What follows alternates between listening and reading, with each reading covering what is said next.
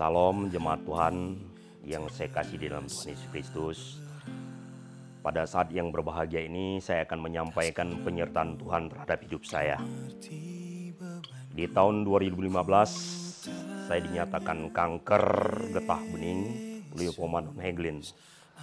Waktu itu perasaan saya bercampur aduk. Perasaan pemberontakan saya muncul. Kenapa harus saya yang kena kanker? Kenapa saya harus menderita penyakit yang begitu serius yang saya hadapi? Waktu itu saya bukan melakukan penyerahan, bukan melakukan kesetiaan saya terhadap Tuhan. Bahkan saya melakukan pemberontakan di dalam hati saya. Saya setelah dinyatakan kanker sengaja membeli rokok.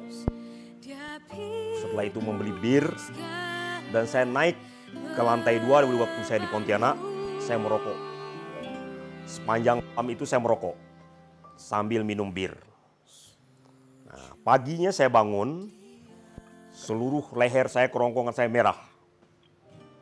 Dan saat itu saya mengatakan jawaban saya yang paling tidak menyenangkan, kalaupun mau meninggal ataupun mau mati, meninggallah. Pada saat dia sakit, saya melihat bagaimana yang diponiskan oleh dokter kepada Bapak. Pada saat itu secara manusia memang kita penuh dengan kekhawatiran, penuh dengan kecemasan.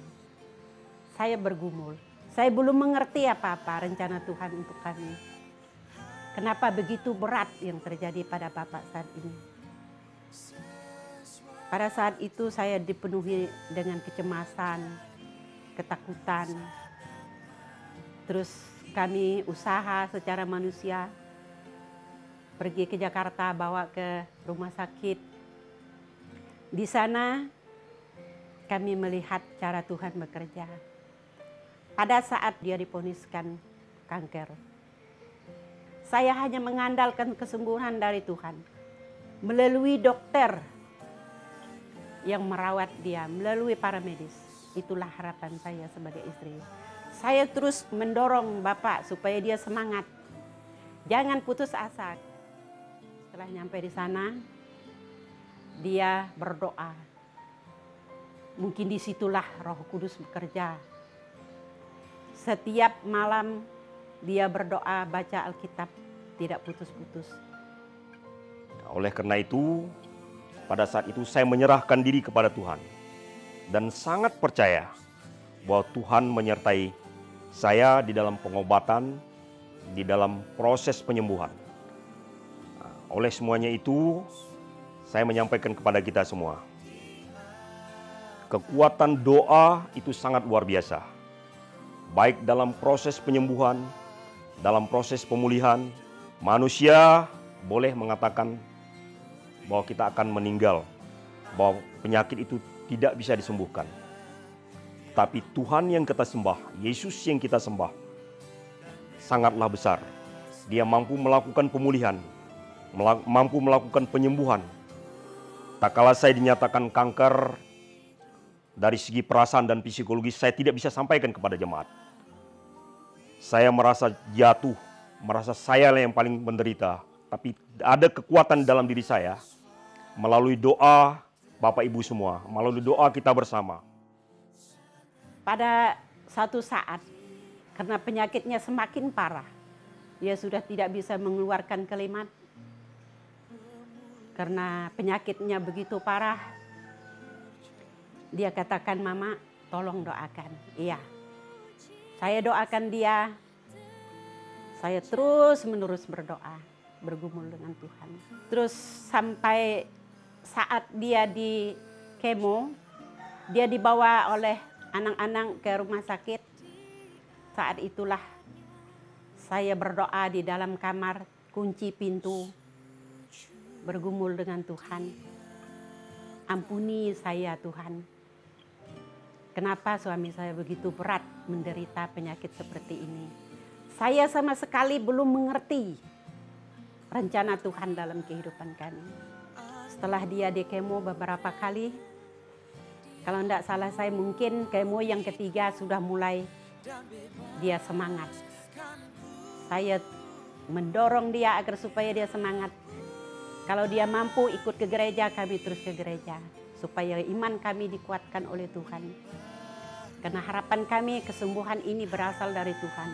Melalui jamahan tangan dokter. Di situ ada kuasa Tuhan yang terjadi. Saya tidak putus-putus minta pertolongan daripada Tuhan sebagai istri. Untuk memberi semangat kepada bapak dan anak-anak. Saya tidak pikir apapun yang akan terjadi. Saya tahu bahwa bapak akan pasti sembuh. Kalau kita betul-betul menyerahkan semua penyakit ini kepada Tuhan. Tidak ada perkara yang mustahil bagi Tuhan. Bahwa Tuhan yang kita sembah itu adalah Tuhan yang besar. Dia akan mampu memberi jalan keluar, dia akan mampu menyembuhkan kita. Karena pada saat itu, beberapa hal yang memang tidak layak saya lakukan. Seperti merokok, minuman keras, dan paling tidak bagus dalam hidup saya tidak pernah tersinggung apa yang disampaikan oleh gembala sidang, para pendeta, para penginjil. Saya menganggap apa yang mereka sampaikan kepada saya adalah biasa-biasa saja dan tidak berpengaruh terhadap hidup saya. Maka pada saat ini saya sampaikan kepada kita semua, mari kita dengar apa yang disampaikan oleh para penginjil, para pengerja yang mampu memulihkan, yang mampu mengangkat kita dari segala keterpurukan. Jadi tinggalkan rasa kekerasan hati kita, rasa tidak percaya kita bahwa Tuhan yang kita sembah itu akan menyelamatkan kita, akan memulihkan kita, akan menyembuhkan kita. Pertama, kuasa doa itu sangat berkuasa di dalam hidup kita, di dalam keluarga kita. Untuk itu saya sampaikan kepada kita semua, mari kita andalkan Tuhan, mari kita hadirkan Tuhan, bahwa Tuhan yang kita sembah itulah Tuhan yang besar, Tuhan yang kaya, Tuhan yang mampu. Tinggalkan kebebalan kita, ketidakpedulian kita, mari saat ini. Kanker itu tidak akan merenggut nyawa kita kalau Tuhan tidak berkehendak. Kanker itu tidak mampu menghancurkan hidup kita kalau Tuhan tidak berkeinginan. Tapi kalau Tuhan yang kita sembah katakan, kanker itu bisa disembuhkan asal kita serahkan hidup kita sepenuhnya kepada Yesus Kristus yang kita sembah, karena Tuhan yang kita sembah adalah Tuhan yang Maha Besar. Demikianlah kesaksian kami. Semoga kesaksian ini menjadi berkat bagi jemaat yang mengalami pergumulan seperti kami. Terima kasih, Tuhan Yesus memberkati. Salam.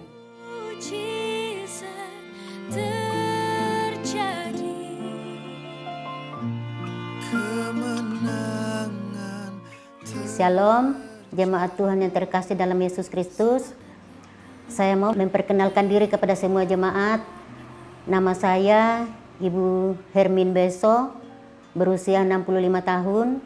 Saya berjemaat di Pintu Elok Nangapino dari tahun 1985. Saya mau menceritakan kasih Tuhan dalam kehidupan saya yang saya alami di dalam tahun 2005. Waktu itu saya merasakan, di payudara saya ada benjolan. Jadi waktu itu saya mandi pagi-pagi, saya bersabun dan saya gosok-gosok, lalu terasa kayak ada benjolan sebesar biji kelengkeng. Itu saya pikir itu biasa-biasa saja. Jadi besoknya saya mandi lagi, akhirnya kok terasa sampai sudah besar seperti telur ayam kampung. Itu juga saya masih diamkan. Jadi ketiga harinya saya mandi lagi. Waktu saya mandi ketiga harinya itu, kok barang ini semakin besar. Jadi saya cerita sama anak saya, Yuli. Jadi Yuli bilang, "Mak, ke dokter, Mak." Saya bilang, "Nggak usah." Saya dipaksa sama anak saya, "Harus ke dokter, Mak," kata dia. Jadi hari itu juga datanglah calon menantu saya ngantar saya ke dokter. Di dokter itu saya diperiksa, ditanyain dengan dokter bahwa, "Ibu sudah berapa lama rasakan penyakit ini?" Saya bilang, "Baru 3 hari ini, Pak." Jadi periksa sama dokter, dokternya juga terkejut. "Kok secepat itu, Bu? Baru 3 hari kok sudah sebesar ini?" Jadi Pak dokter itu terkejut dan saya diperiksa di USG sama Pak dokter. Lalu Pak dokter bilang, "Ini namanya tumor payudara, Bu," kata dia. "Cuman kita enggak tahu ini apa ganas atau enggak. Masalahnya kalau saya pikir, Bu, mungkin ini ganas karena begitu cepat pertumbuhannya," kata Pak dokter. Jadi kita mau ambil contohnya, kita kirim ke Jakarta. Kalau memang dinyatakan penyakit ibu ini ganas, harus dioperasi, Bu. Tapi kita berharaplah jangan ganas, Bu, kata Pak dokter seperti itu. Kalau memang ganas harus operasi Bu, tidak bisa ditahan lama-lama barang ini. Kalau gitu saya kasih obat dulu untuk ibu, untuk nahan sakitnya dan biar tidak bertambah besar. Setelah saya dikasih obat, saya pulang, saya singgah ke gereja tempat Ibu Gembala. Saya sampai ke gereja, saya ceritakan Ibu Gembala. Ibu Gembala bilang, kita berdoa dulu. Kami berdoa sama Ibu Gembala. Setelah berdoa, Ibu Gembala bilang, coba Ibu, coba dulu obat herbal. Semua itu ada dalam tangan Tuhan Bu. Jadi coba dulu pakai obat herbal. Setelah saya sampai ke rumah, saya cerita sama anak saya. Dan yang paling menguatkan saya, besoknya anak saya datang dari Pontianak, anak saya yang nomor 3, Meliana. Saya cerita sama anak saya. Anak saya langsung terkejut dan mengajak masuk ke dalam kamar, kami bertiga. Yuk mak, kita berdoa. Berdoa kami bertiga di situ. Saya dirangkul anak saya berdua, saya di tengah, anak saya dari kanan kiri rangkul saya. Kami bertiga berdoa. Setelah kami berdoa, saya sama Yuli sudah selesai. Anak saya Meli masih panjang dia berdoa. Dia doanya itu yang sungguh menguatkan saya. Dan waktu itu saya tidak merasa takut dan tidak merasa sedih. Cuman saya menangis karena terharu dengar anak saya berdoa, dengar kata-kata anak saya berdoa. Tuhan, kami sangat mengasihi Mama. Tolong Tuhan, kalau ada kepahitan di hidup Mama, tolong ampuni Tuhan. Kalau ada kepahitan dari kami anak-anaknya atau dari keluarga siapapun, tolong ampuni Mama Tuhan. Sembuhkan Mama Tuhan. Kami sangat mengasihi Mama. Kami sangat memerlukan Mama, kata doa anak saya. Karena dengar doa anak saya begitu mengasihi, saya kuat. Saya kuat, saya bilang saya pasti sembuh. Saya harus sembuh, saya tidak mau kalah dengan penyakit ini. Karena anak-anak saya juga sangat membutuhkan saya. Mereka sangat mengasihi saya. Saya jalani hidup ini seperti orang bukan sakit. Tidak ada perasaan saya takut, tidak ada perasaan sedih, karena saya yakin percaya Tuhan pasti sembuhkan saya. Karena Tuhan juga mengasihi saya, anak-anak saya mengasihi saya, dan banyak orang yang mengasihi saya. Saya percaya bahwa obat herbal yang saya pakai pasti Tuhan berkati. Jadi seterusnya saya pakai obat herbal itu, saya terus berdoa, saya percaya Tuhan pasti mendengar doa kami semua. Dan di samping itu juga saya aktif mengikuti semua kegiatan di gereja, di perkawan, di kebaktian rumah tangga. Walaupun saya pergi memakai sepeda, dan di ibadah itu saya tidak pernah malu. Saya tidak pernah malu mengakui penyakit saya. Saya selalu minta didoakan sama semua jemaat. Saya ceritakan keluhan saya kalau saya punya penyakit seperti ini. Dan semua orang mendoakan, saya yakin dan percaya Tuhan mendengar semua doa orang-orang yang beriman. Oleh sebab itu saya sangat percaya bahwa saya akan sembuh dari penyakit ini. Berjalannya waktu, bulan demi bulan, saya minum obat herbal itu karena memang peraturannya tidak boleh bolong dalam satu kali pun, jadi harus teratur. Singkat cerita, saya merasakan sakit ini 6 bulan lamanya. Jadi bulan demi bulan, penyakit yang ada ini, karena itu kan sudah pecah ya. Jadi saya perban setiap hari, saya mau mandi, saya buka, ngalir. Setelah mandi saya perban lagi. Setiap hari seperti itu dalam 6 bulan. Tapi saya tidak pernah merasa ragu, tidak pernah merasa bimbang bahwa jangan-jangan penyakit kita tidak mau sembuh, karena tidak ada perubahan sama sekali. Tapi saya tetap yakin bahwa satu saat nanti ada waktunya Tuhan yang terindah bagi saya. Jadi saya terus minum obat herbal itu. Sampai sudah ke 6 bulan, maaf ya, di sekitarnya ada tumbuh 3 benjolan. Di sekitar itu ada 3 benjolan bermata, udah itu pecah. Pecah itu airnya itu bukan air tapi nanah. Tapi yang selama 6 bulan ke bawah itu airnya itu kalau dibuka itu airnya jernih, ngalir, ada darahnya. Tapi yang terakhir ini, waktu sudah pecah ini, saya juga agak bingung. Kok bisa begini? Tapi saya berserah penuh kepada Tuhan. Apapun yang terjadi bagi saya, kalau saya melihat penyakit saya ini, apapun yang terjadi sama saya, kalaupun memang Tuhan panggil saya lewat penyakit ini, saya sudah siap. Tetapi kalau Tuhan mau menyembuhkan saya, mungkin dengan terakhir inilah Tuhan jamah saya, Tuhan sembuhkan saya. Puji Tuhan, setelah habis air yang kuning itu, puji Tuhan langsung sembuh. Dia tidak pelan-pelan tetapi langsung kontan. langsung begitu kering, langsung kering benar-benar. Puji Tuhan. Luar biasa kasih Tuhan bagi saya. Haleluya, puji Tuhan. Saya sembuh dari sakit tumor payudara saya. Itu semua karena kasih pertolongan Tuhan dalam kehidupan saya. Saya percaya semua terjadi oleh karena berkat Tuhan. Dan bilur-bilurnya sudah menyembuhkan saya. Apapun pergumulan kita semua, kalau kita tetap berserah kepada Tuhan, Tuhan sanggup menyembuhkan kita.